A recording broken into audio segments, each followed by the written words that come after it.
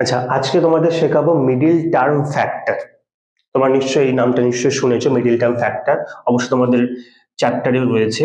Suppose একটা অঙ্ক আছে x square plus 5x plus 6। So middle term factor কেন বলা হয়? কারণ আমরা মিডিল টার্মটাকে একটা ফ্যাক্টর করবো, মধ্যের যে নাম্বারটা আছে সেটাকে আমরা ভাঙবো।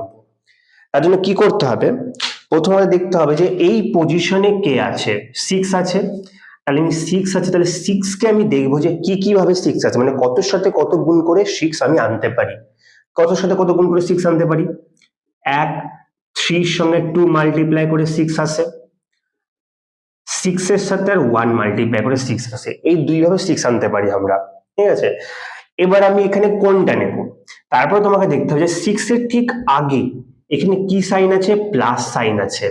তাহলে আমাকে যোগ করে মানে প্লাস করে এই কত 5 আনতে হবে। 6 এর যে ফ্যাক্টর গুলো তাদেরকে আমাকে যোগ করে 5 আনতে হবে। 6 এর ফ্যাক্টর 1 2 3 6।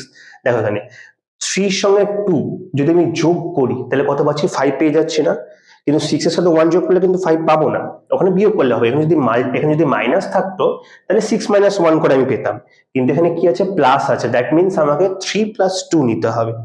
তাহলে আমি কি নেবো? এখানে দেখো এক্স স্কোয়ার প্লাস, এখানে কি করবো এবার? 5টাকে লিখবো 3 প্লাস 2 লিখে দিলাম, আর এখানে এক্স আছে আমি এক্স লিখে দিলাম, প্লাস 6 আছে 6 করে দিলাম।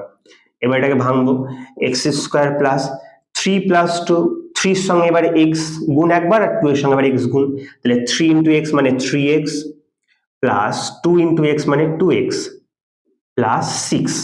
এবার দেখো এই দুটো থেকে কি কমন যাচ্ছে? এই দুটো থেকে x কমন যাচ্ছে। আমি যদি এখান থেকে x কমন নিই তাহলে এখানে কি পড়ে থাকবে? এখানে x স্কয়ার মানে দুটো x ছিল, তাহলে একটা x কমন নিলে x পড়ে থাকবে, প্লাস আর এখানে 3 ইন্টু x আছে, এখান থেকে আমি x কমন নিয়ে নিয়েছি, তাহলে এখানে 3 পড়ে থাকছে।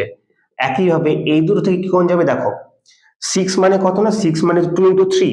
তাহলে দেখো আমি যদি দুটোতেই দেখো এখানে 6 মানে আমি লিখতে পারি 2 ইন্টু 3। তাহলে দেখো আমি যদি 2 কমন নিই দুটো থেকে তাহলে কি পড়ে থাকবে? x পড়ে থাকবে, আর এখানে 6 এর থেকে আমি যদি 2 কমন নিই তাহলে 3 পড়ে থাকছে, 3 লিখে দিলাম। এবার এইটা এই পুরোটা থেকে দেখো এখানেও x প্লাস 3 আছে, এখানেও x প্লাস 3 আছে, তাহলে আমি x প্লাস 3 এখানে কমন নিয়ে নিলাম।